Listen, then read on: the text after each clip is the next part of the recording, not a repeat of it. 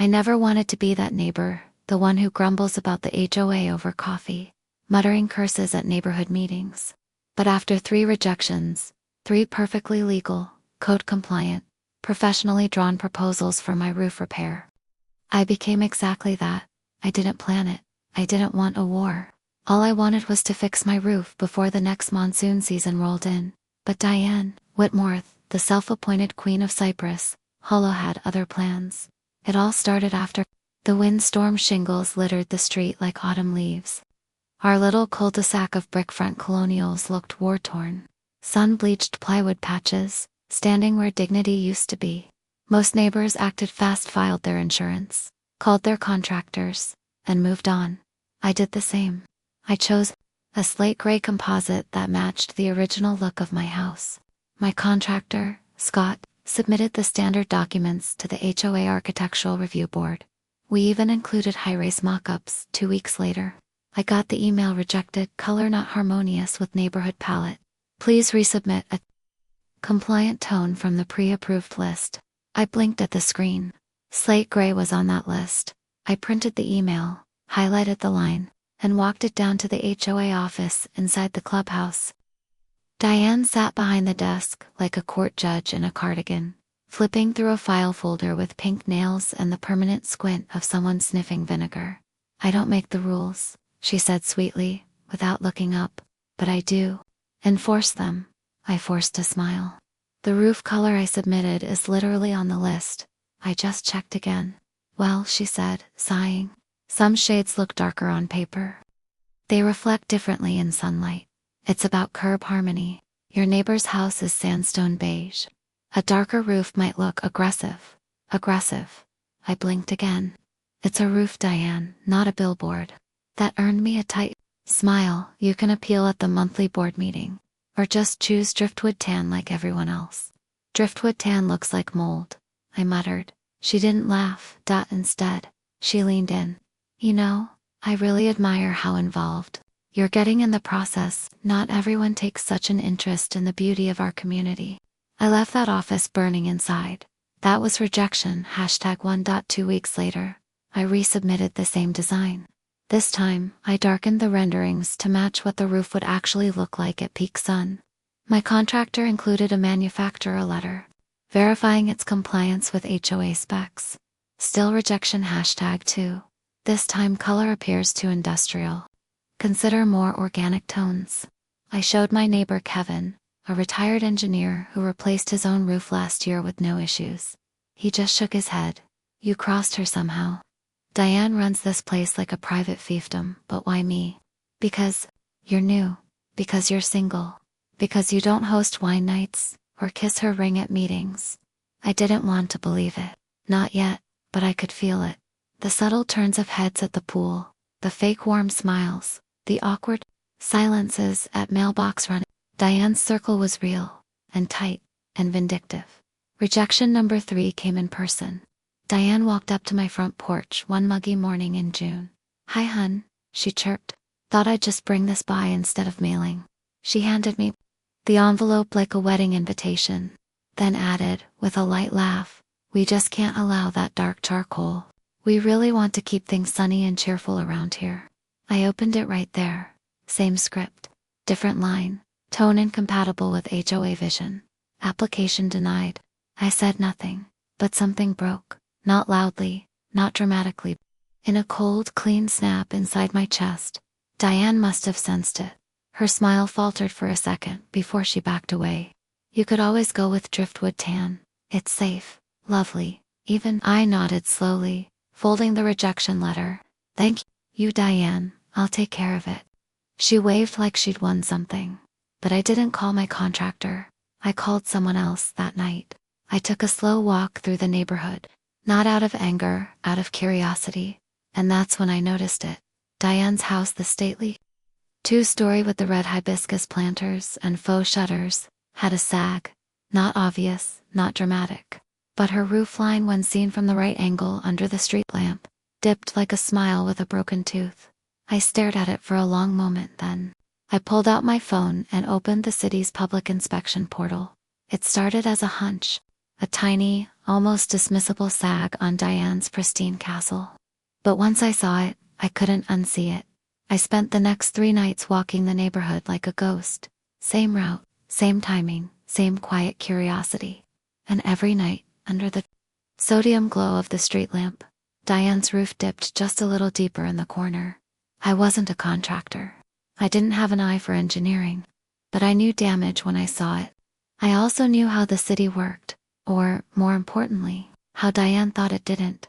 She'd gotten too comfortable behind her fake clipboard, enforcing rules like they were gospel, believing herself untouchable. But she forgot one thing: code. Enforcement doesn't answer to the HOA, so I made a call. "Yeah, ma'am. You can file an anonymous request." The woman at the public works desk said over the phone. "As long as it's a potential safety issue, we'll send someone out." What would count as a safety issue? Roofline warping, water intrusion, structural bowing, mold. My fingers tightened around the phone, and if they're the president of the HOA, silence, then a short laugh. "Ma'am, we inspect properties, not politics." I submitted the complaint that evening, calmly, without spite. Subject: suspected sagging roofline, potential structural hazard, location 243, Birch Hollow Circle. Description: visible dip in northwest side of roof, may indicate foundation shift or roof rot. HOA property. Request inspection. No name, no details. Just enough to get someone in a hard at knocking on Diane Whitmore's mahogany door. Meanwhile, Diane doubled down. She showed up 2 days later with a measuring tape and a camera. Walked onto my property without knocking. She stood right in front of my garage and started snapping pictures of my soffit. I stepped out quietly. "Looking for inspiration?" She jumped. "And expect me home?" "Oh, just following up. There's been some chatter about your downspout angle." "My what?" "Water flow," she said, like it was obvious. "Runoff can't go past the red line near the sidewalk. Environmental concern." I didn't laugh, I just tilted my head. "Is that before or after you get your own roof inspected?" Her face tightened. "Excuse me?" "It's sagging," I said plainly. "Might be rot." She blinked, a flicker of fear breaking through the Botox sheen. "I'm not sure where you're getting that idea. But my home is beautiful," I cut in. "Absolutely stunning. Just thought you'd want to know." For a second, she looked like she wanted to say more. But instead, she lowered her phone and turned around without another word. 3 days later, it happened. I saw the city truck before she did. I was inside, sipping coffee behind my curtain like a suburban war general. A white Ford Ranger with the city seal and orange cone rack. 2 guys in reflective vests. One carried a clipboard, the other a digital leveling scope. They knocked on Diane's door and waited. She opened in her usual outfit, high-waisted slacks, and a pastel polo. HOA name tag front and center. Her smile was fake and fast, but it didn't last long. The inspector pointed toward her roofline. The clipboard guy stepped back onto the sidewalk, angling the scope. She followed them to the curb, arms folded. I couldn't hear the words, but the body language said enough. One of the men gestured broadly at her gut. The other pointed at a spot just above her garage, where the shingles bowed slightly. Her smile fell completely. They talked for another 10 minutes, took photos, measured angles, jotted down notes. She didn't look back at the neighborhood as they left. She just stood in her front yard, frozen, holding a pink coffee mug that read, "I'm not bossy, I'm motivated." That weekend, the HOA newsletter came out, and guess what headline graced the top? "Updates on roofing color policy. New approval for charcoal tones." I almost choked. Apparently, the HOA board had voted to expand the list of approved roofing materials. Just like that. After months of stonewalling me, it was an obvious move. Diane must have thought this would shut me up, let me get my new roof, and let her rebuild hers quietly. But it was too late for compromise. The city had filed an official citation, suspected water intrusion and roof sag, due to structural wear, inspection required within 10 business days. Failure to comply may result in property code violations and municipal action. It was public record. I found it with one click. On Monday I printed it out, folded it neatly, slid it into an envelope with no return address, and tucked it into the mailbox. At 243 Birch Hollow Circle. She wanted to play queen. Let her watch her castle crumble. It rained that night. Not the usual polite mist Cypress Hollow was used to, but a hard, shoulder-thudding downpour that turned gutters into rivers and yards into swamps. I stood on my covered porch, coffee in hand, and watched the water stream down the sidewalks like karma finding every crack. Diane's lights were on. The upstairs bedroom window glowed faintly, shadows pacing behind sheer curtains. I could imagine her running room to room, checking for drips, measuring buckets, calculating how much she could patch before the next inspector arrived. For the first time in weeks, I slept like a rock. 2 days later, a truck pulled into her driveway. Not a contractor's truck, not city enforcement. It was worse for her. It was a home insurance adjuster. A tall woman stepped out in a blue windbreaker, with a clipboard and what looked like a moisture reader in her hand. Diane came out in a robe, no makeup, her hair twisted into a tight bun, like it was fighting gravity. The adjuster wasn't there. Long 20 minutes at most, but Diane followed her around the property like a shadow. Arms folded, lips tight. At one point the adjuster tilted her head at the gutter line invisibly. Winced. I wasn't close enough to hear her words, but I didn't need to. The look on Diane's face when she turned around said it all. It wasn't good.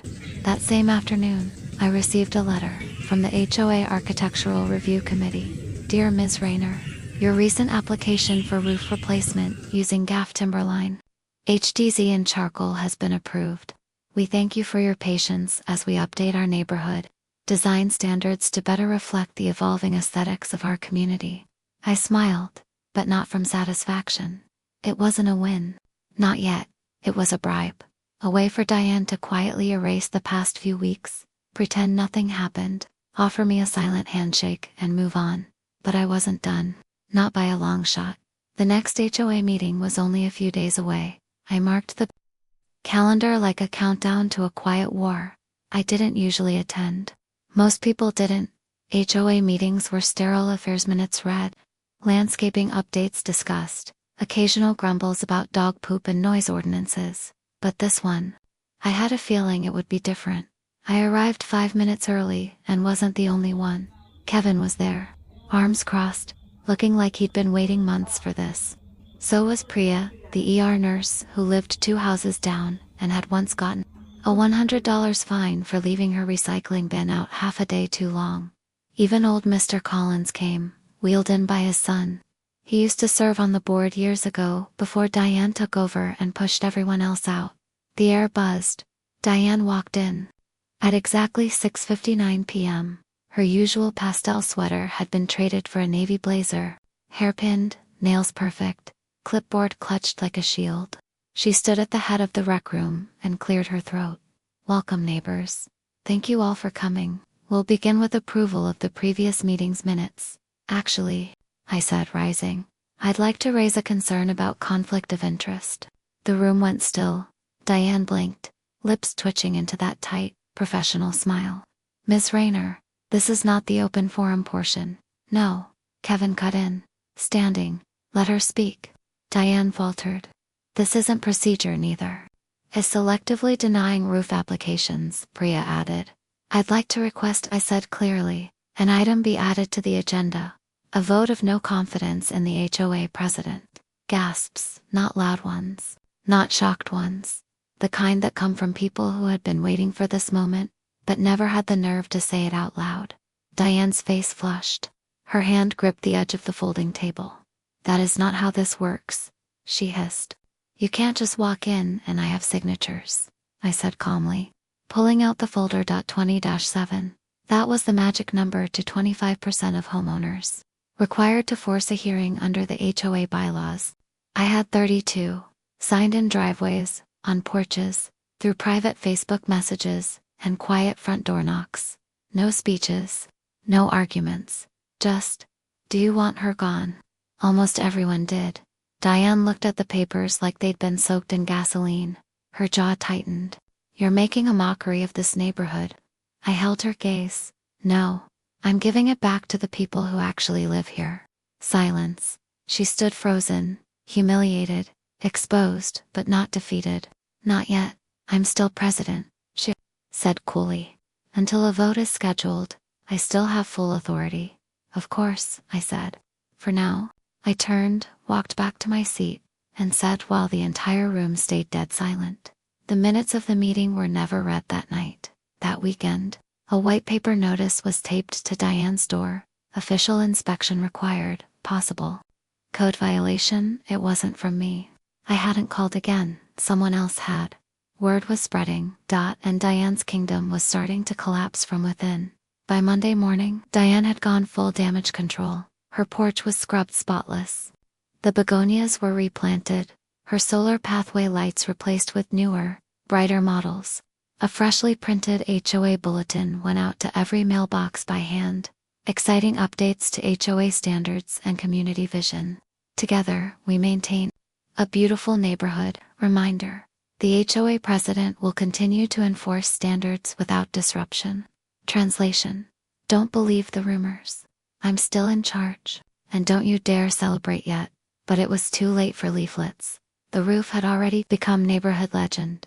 I was on my ladder the next afternoon, watching my new charcoal tiles get installed, when Kevin wandered over holding a thermos. Of iced tea, you see it? He asked, nodding toward Diane's second floor. See what? Her bedroom window. Third one from the left. Looks fogged, right? I followed his gaze. Sure enough, the glass was hazy. Condensation formed a misty halo around the edges. That, Kevin said with a smirk, ain't fog. I raised a brow. Mold. Black mold, probably. You let a leak sit too long and that's what happens. He sipped his tea like it was the most entertaining show in town. And guess what? Word on the street is, she's been turned down by 3 roofers already. No one wants to touch it now. Diane didn't leave her house for 2 days after that. When she finally did, it wasn't pretty. It was garbage day. She came out in oversized sunglasses, dragging 2 bins that clattered louder than usual. I stood near the mailbox, watching her try to lift the lid on her recycling when it slipped, scattering cans and waterlogged HOA newsletters onto her own driveway. She froze, glanced up, saw me, and pretended it hadn't happened. But she didn't bend down to pick anything up. She walked back inside, leaving them there.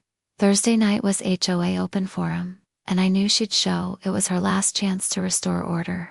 To try and win back control before the no confidence vote scheduled next week. She arrived late, classic Diane Moog. Make them wait. Remind them she still runs the clock. But the room was different this time. Fuller, tighter. Nobody touched the complimentary cookies, or pretended to care about flower beds. People were here for her and she knew it. Diane stood at the podium and cleared her throat. I'd like to begin by addressing the recent misinformation circulating about my home and the HOA board. Let me be clear. Every action I've taken has been in service of protecting the harmony of Cypress Hollow. Dead silence. She scanned the crowd like a tired monarch, eyes flicking past allies who were no longer making eye contact. I am deeply disappointed in the spread of exaggerated reports and gossip, some of which have even reached a city. Those weren't gossip, Priya said flatly from the back. Those were citations. Public record. Murmurs rippled through the room. Diane's jaw tensed. Regardless, I have never misused my position. In fact, I have maintained this community's excellence despite increasing resistance. I stood up, calmly, no theatrics. You rejected 3 legal roof applications for me alone, Diane, while your own home was rotting. Because your attitude was disruptive, she snapped. You were argumentative, passive-aggressive. You tried to turn people against me. You turned people against yourself, I said softly. You made this neighborhood about your power, not our homes. Someone clapped.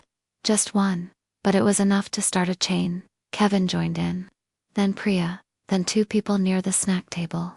The room echoed. Diane stood stiff, her hands white-knuckled on the podium, eyes wide behind her glasses. Her mouth opened to speak, but no words came out. Instead, a voice came from the side door. Excuse me, are you Diane Whitmore? We all turned. It was a man in uniformed and work shirt, clipboard, municipal ID tag. I'm here from the county's health inspection office, he said. We received a report of potential hazardous conditions related to water intrusion and mold. Gasps. Someone actually said, oh my God, Diane stepped away from the podium like it was burning her. This is a meeting. You can't. Just I'm not here to inspect, the man said, calm as steel. Just delivering notice of review.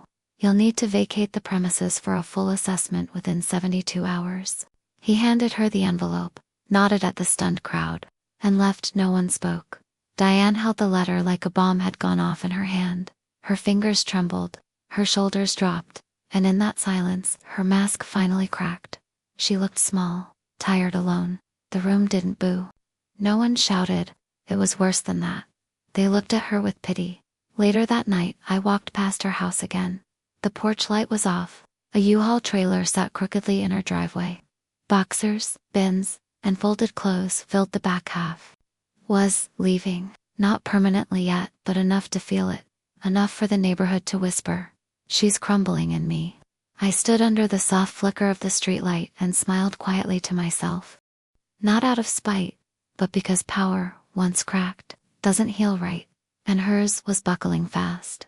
The U-Haul stayed in Diane's driveway for 4 days, not moving, not packed, just sitting there like a cardboard confession of defeat. The neighbors passed it in silence, some pausing, some whispering, most pretending not to notice the way people do when a former queen loses her crown.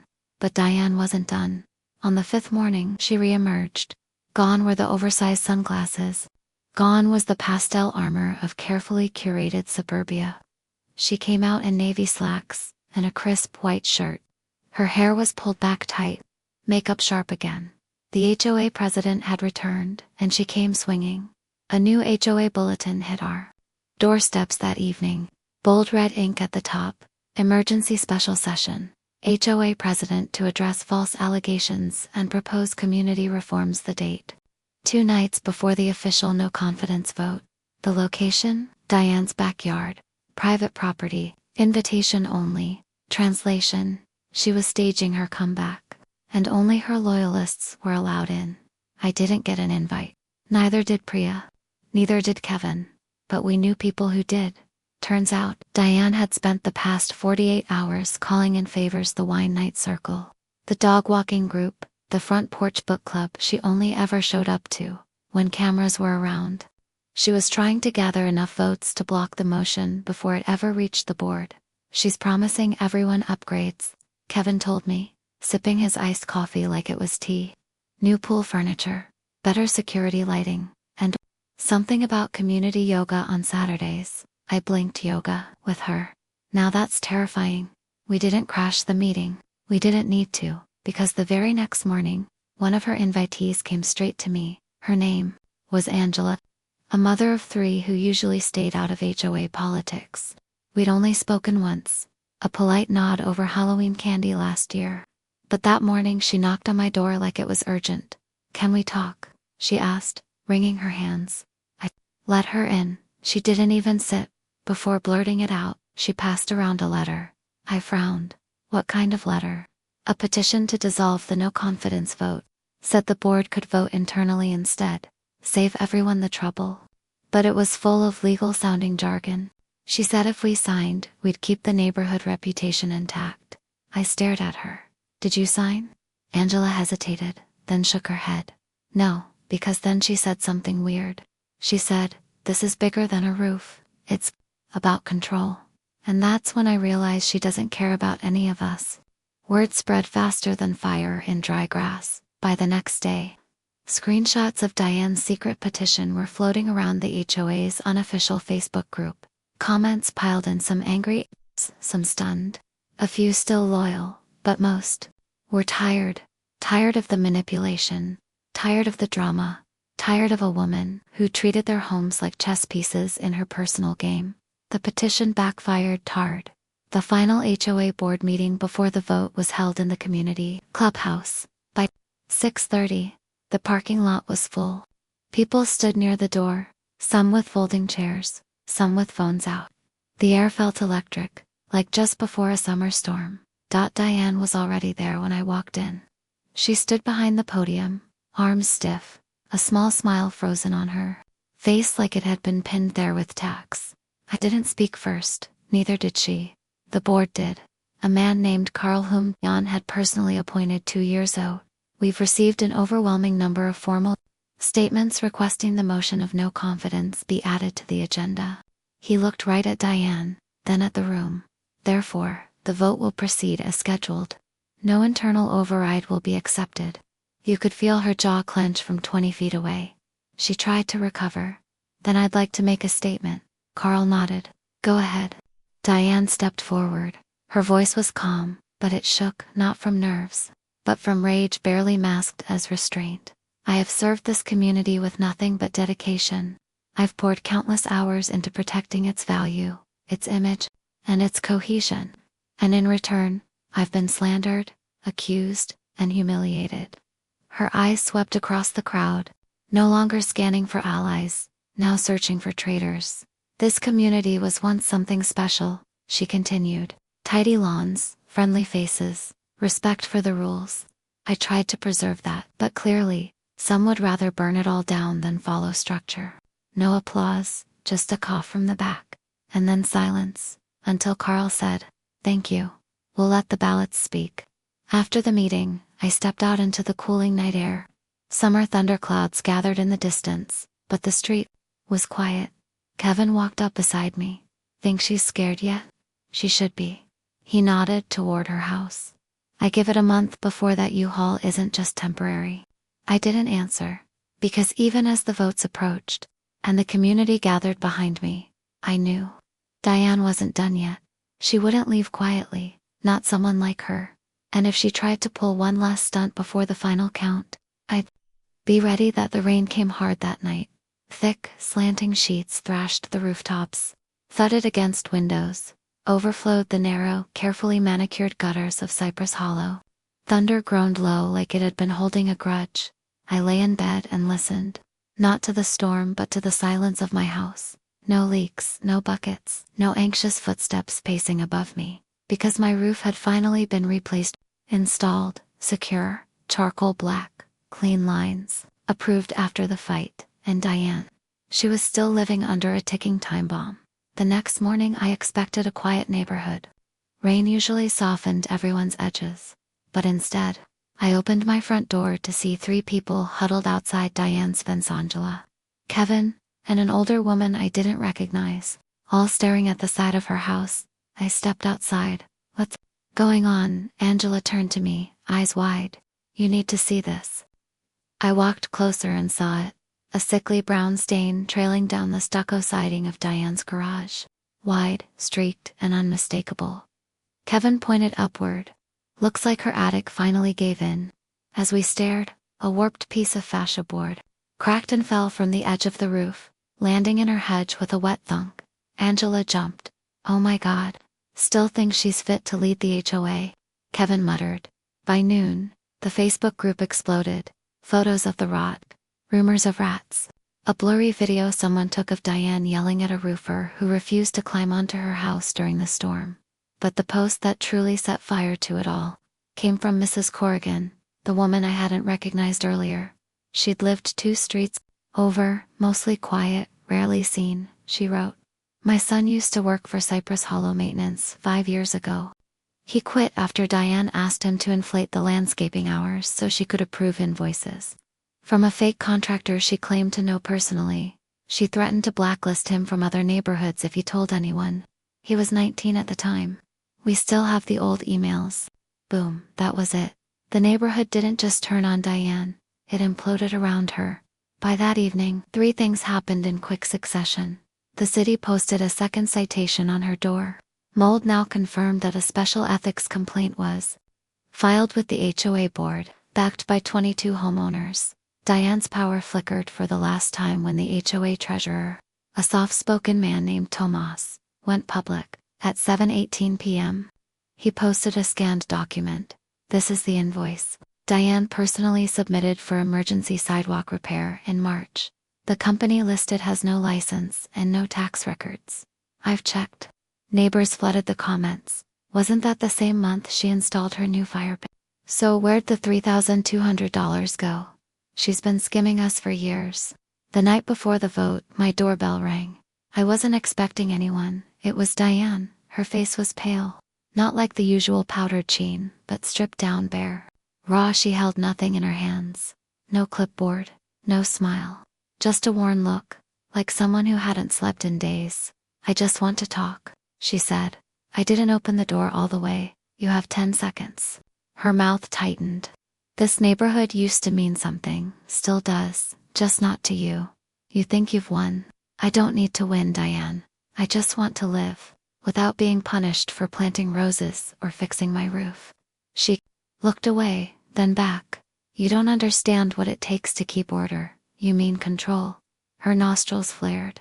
If you people vote me out tomorrow, you'll see. The bylaws are a mess. You'll drown in requests and complaints and lawsuits will manage. Silence. Then suddenly, something flickered in her eyes. Not anger. Fear. Please, she whispered. Don't let them do this. I paused. Why? She hesitated, then said nothing.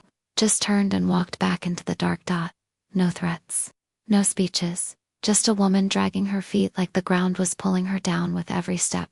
The next day, the U-Haul was gone, but Diane's car remained in the driveway.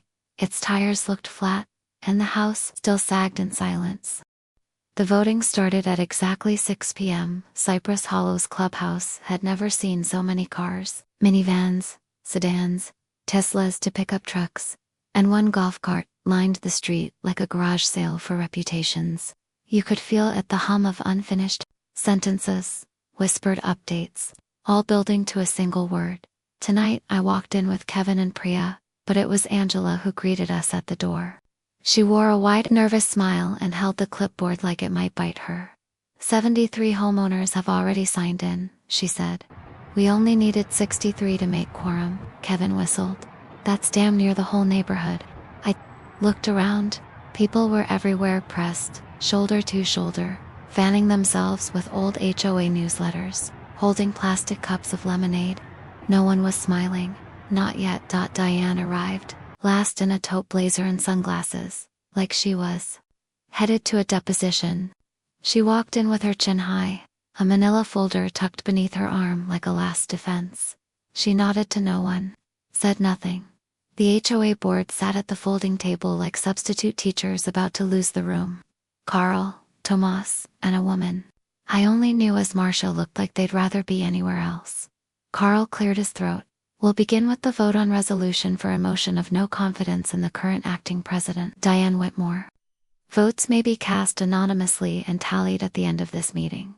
All homeowners in good standing may vote. There was a beat. Diane stood. If I may, before the vote. The room stiffened. I know many of you are upset, she said. And I'll admit, mistakes were made. But I want you to think very carefully tonight. This neighborhood used to be safe, clean, structured, and it didn't happen by accident. She turned slightly, eyes scanning the room like a senator filibustering. Her own execution. I enforced rules so your home values wouldn't drop. So your streets wouldn't look like cluttered alleys. So you wouldn't wake up one day and find your neighbor turned their lawn into a goat sanctuary. No laughter. Just a few eye rolls, she pressed on. Yes, I denied some requests. Yes, I enforced citations. But I did it for all of you, even when you hated me for it. I carried that burden so you wouldn't have to. A pause. Then she added, quieter, and if you remove me now, you'll be opening the door to chaos. Carl scribbled something into his notes. Thank you, Ms. Whitmore, he said blandly. Ballots are now available. The line was long. People whispered, nodded, clutched pens like they were signing peace treaties. But no one looked uncertain. Not anymore.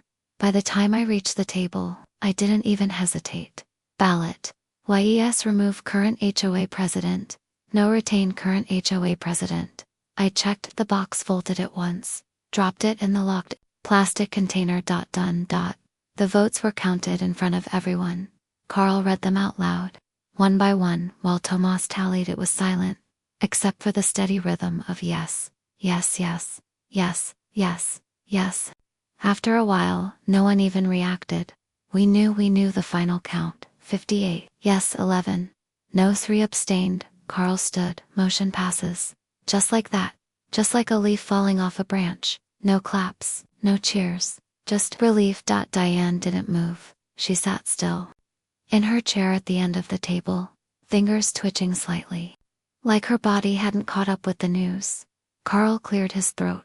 Per Section 8 of our charter, the acting vice president Tomas will assume temporary duties until a formal board election is held. Tomas, to his credit, didn't gloat. He nodded respectfully. Thank you. My first act will be to initiate an independent review of all financial decisions made over the last 3 years. Boom, that did it. You could hear the whispers start like wind through dry grass. Angela gasped. Kevin let out a low whistle. Stood so fast, her chair tipped backward. You're making a mistake, she said. You'll see. The second the rules disappear, everything will fall apart. People will stop mowing. Trash cans will stay on the curb. Someone will paint their house purple. Let them, I said softly. She turned to me, and for the first time in weeks, maybe ever, she looked afraid. Not of us. Not of losing power, but of what she'd have to face without it herself. She walked out without another word after the vote. People didn't throw a party. There were no champagne, corks, or victory speeches. Just soft conversations, laughs, apologies.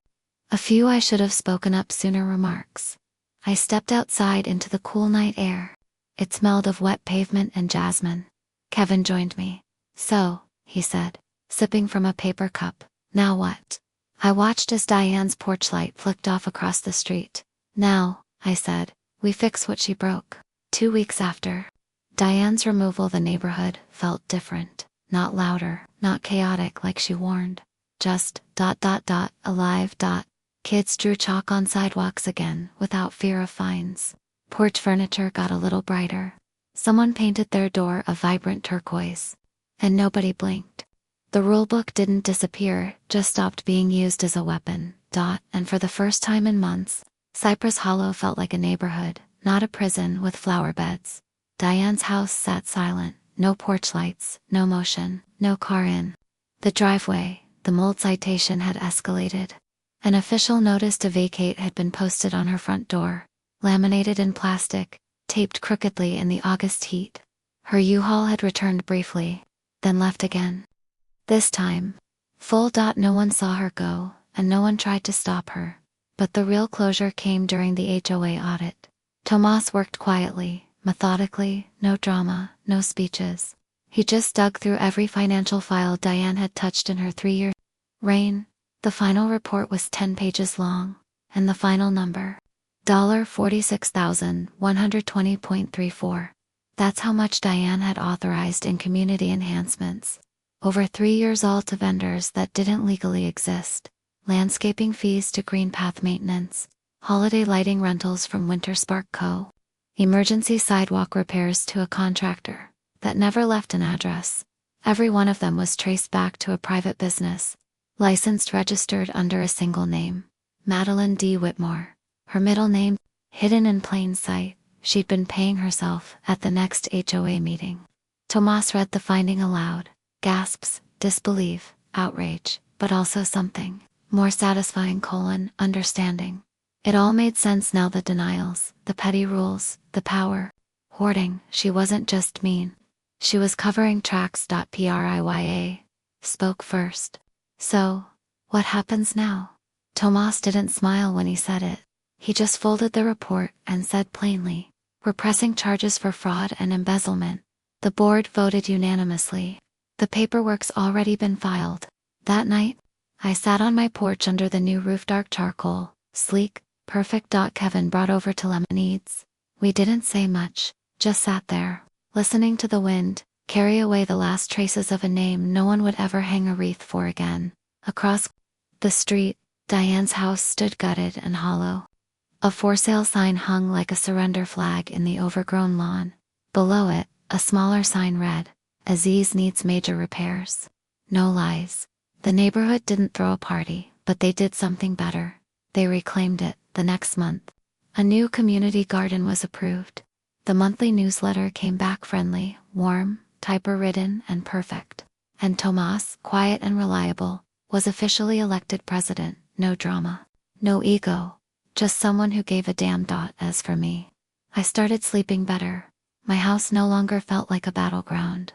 My mornings no longer started with fear of citations. I stopped double-checking my mailbox for pink paper slips and started growing mint on the porch again. The wind still blew. The rain still came. But inside my home, peace. Real, earned peace. And every time I looked at my roof, I remembered, I never had to raise my voice. I just had to outlast the queen and let the truth do the demolition.